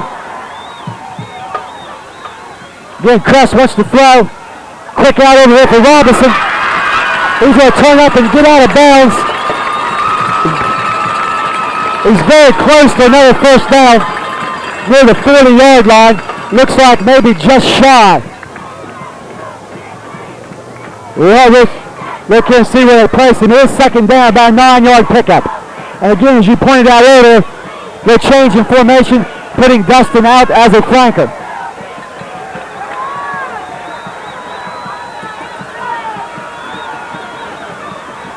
Crest again to throw. He'll step up. Crest will get the first down before being pushed out of bounds at about the 42-43 yard line. 2 minutes, 55 seconds remaining in the game. Makes you wonder, need to get it down the field and get in the end zone. Makes you wonder if maybe they should have passed a little bit earlier in this half to try to loosen things up a little bit. The Seminoles will send 3 receivers here to the short side of the field, leaving 1 back in the backfield, Shoemaker, and we've got a whistle. Got a whistle to stop play, have no flags down. I saw Beallsville guy on this side, I think 21. And stop play, timeout, Beallsville. Wheeler was signaled for the timeout that time. I saw him on this side, and he got it just a split second before Ben Klein snapped the ball. May have been real close to an offside penalty against Beallsville, but maybe a heads-up play by Wheeler to get the timeout. Well, that's the players on this near side of the field. Let's take a break. 2 minutes, 51 seconds remaining in the game. We'll be right back. For fashion and safety, light up your life with LA Gear light shoes. Other brand names include Nike, Reebok, LA Cross, rubber boots, Red Wing steel-toed sport and insulated boots, soft spots, hush puppies, naturalizers, Wolverines, and Cliniques. Jeans for the entire family and fall separates for men and women. Take time to see their craft and gift sections. Consignments welcome. Now's a great time to shop Shoe Corner. New fall items arriving daily and great clean sales too. That's Shoe Corner on Main Street in Woodsfield.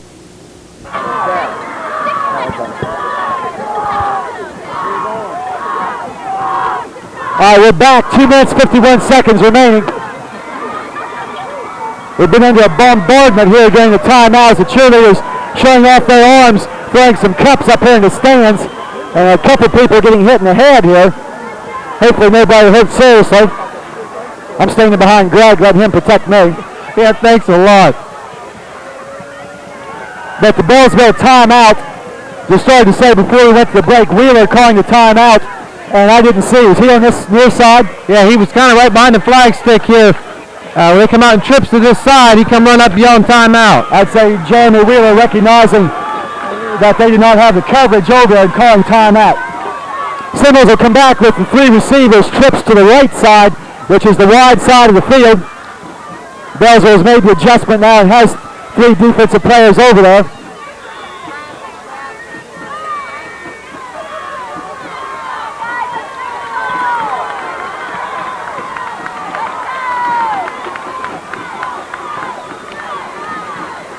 Shoemaker straight ahead. Not much going for Luke across the 45 near the 46. I had a feeling he was going to run that play. Really trying to spread things out that time. Tried that little quick track up the middle. If you break through the line there, not very many people left for Beallsville, but a good job of the Beallsville defensive line. About 2-yard pickup, 2:41 left.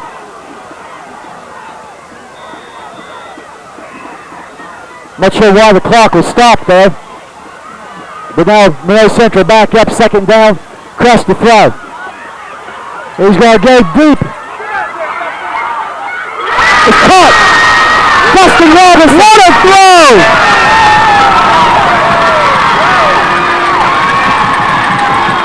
I'll tell you what, Jeff, he's been throwing that ball all night like that. That time, you talk about on the money. That ball was thrown between 3 defenders. Dustin come out on top of that one. A couple of times this year, we've seen Dustin go deep and not able to make connections. That time, the ball thrown just where it should be. A big gain, first down, inside the 10 or about the 7-yard line.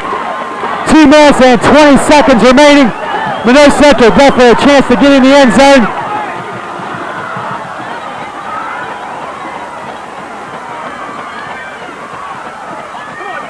Robinson has squirted through there for a couple of yards near the 5-yard line.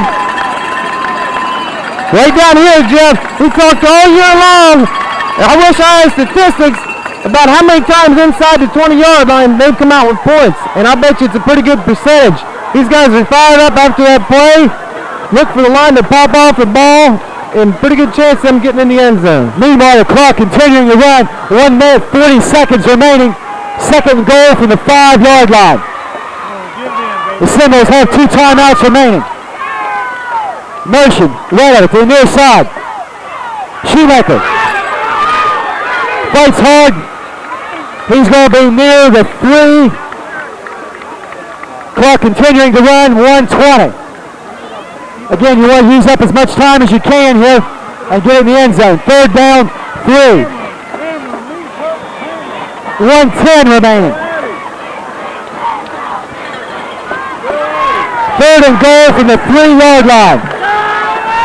This is what it's all about, Greg. This is Beallsville, Monroe Central. Shoemaker pitch. Touchdown!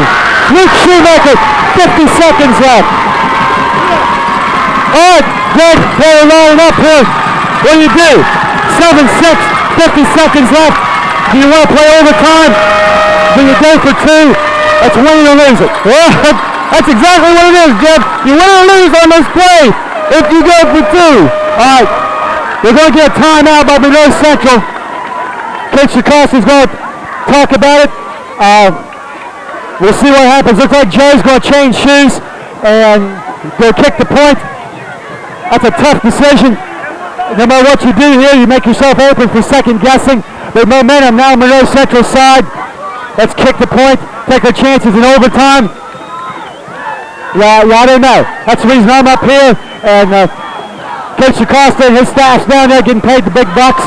And we talked about before. Coach has been through this situation probably many, many times. You know, that's that decision. If it works, it's a great call. If it doesn't, you're going to get criticized. That's what a coach is paid to do. Joe Crest, the kick.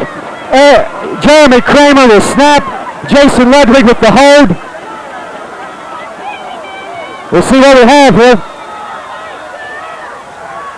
Ball's ready. Seminoles will shift from the middle head of the line.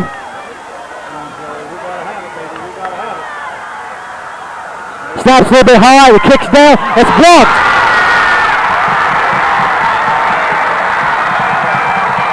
And I think number 34, Rick Mead, breaks through the middle of the line and makes the play. So 50 seconds left. We'll get ready for an onside kick. Took way too long to get that kick off. There was probably 4 or 5 Beallsville players in the backfield. The snap was just a little bit high, but Jason got the ball down. But by the time Joe could get there to make the kick, a lot of penetration from the Beallsville line, and kicked. I think Rick Mead made maybe the biggest play that he has made all year. And Beallsville protects a 7-6 lead with 50 seconds remaining.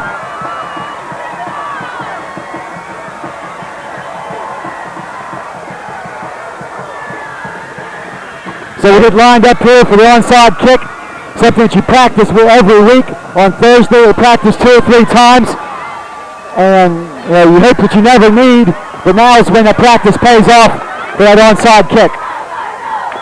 Credit to Beallsville defense tonight, Jeff. They've done a tremendous job of shutting down the Seminole running game. I mean, you can't say enough about them. You know, give credit where credit's due. They played their hearts out after coming off a big defeat last week at Buckeye Trail. Beallsville will put 9 players up close. All their backs and receivers up close. Anticipating the onside kick from Cress. We'll see if they'll probably try to kick the ball toward the middle of the field. Now they'll shift and they'll come to the left side and they'll kick. It's on the ground and be covered. Number 7, Dirk Glockfeldy. I think number 7 is Dirk Glockfeldy making the play on recovering the onside kick. So Beallsville will put the ball in play with 48 seconds left. Monroe Central with 1 timeout remaining. So all Beallsville has to do is take the snap from center and fall on it a couple, maybe 3 times, and they're going to get out of here with a win. And the clock is running. So I'm sure they'll take as much time as possible right here.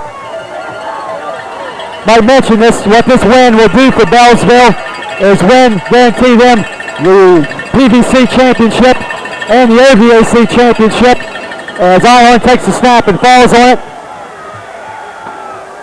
and will keep Beallsville alive in the hunt for the playoffs. They still need some help tonight. There's some other people, but this will jump them up close. The clock stops with 22 seconds left.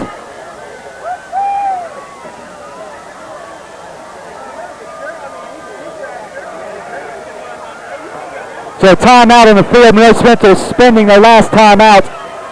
Well, we've got a break here. I'm going to make a kind of an editorial statement here. The director, Dale Eddy, doesn't know I'm going to say this, so he may splice this out. But if you've been a regular viewer of the broadcast on Saturday morning, of the coach's show on Thursday night, I think a big thank you needs to go out to Dale Eddy, Jerry and Palmer for all the time they've put in to taping the shows and getting ready for that. And also to our sponsors. You might want to pay some of those sponsors a visit and tell them how much you appreciate them putting forth the money, so that we may show these games on Saturday mornings. And we're going to need some sponsors now for what we hope will be a playoff game next week. So tell the sponsors, hey, thank you, and hopefully they'll come out and sponsor us again next week.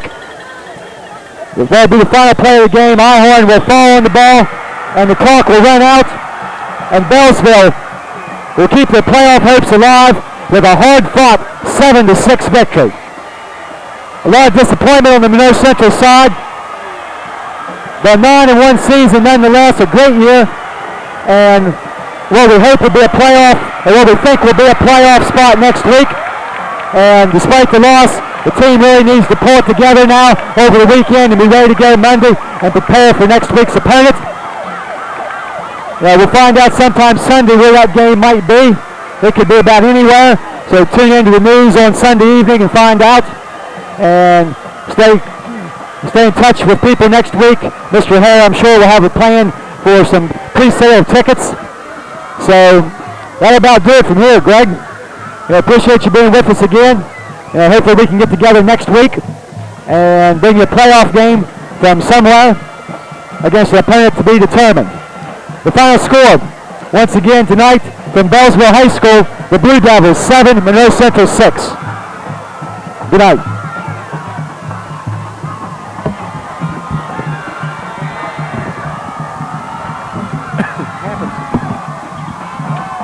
Might be a blessing in disguise, Jeff. They might have needed that to see